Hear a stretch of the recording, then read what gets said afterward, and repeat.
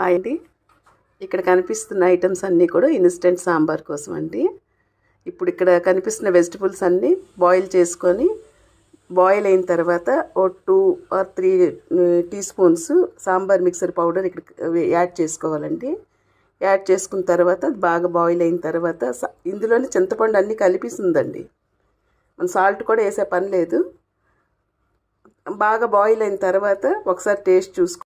ఈ విధంగా బాయిల్ చేసుకున్న ముక్కలకి మనకి ఎంత లిక్విడ్ కావాలో అంతవరకు వాటర్ ఉంచుకొని అందులో ఈ పౌడర్ ఇలా యాడ్ చేసుకోండి.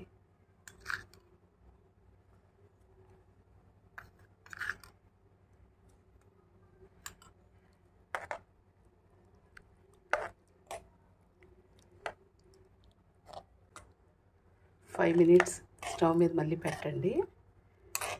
మీ టేస్ట్కి ఉప్పు సరిపోయిందో లేదో చూసుకొని మళ్ళీ కలుపుకోండి.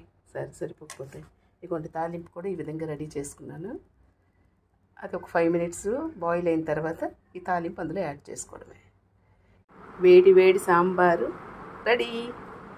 బ్యాచిలర్ సాంబార్ రెడీ అయిపోయిందండి.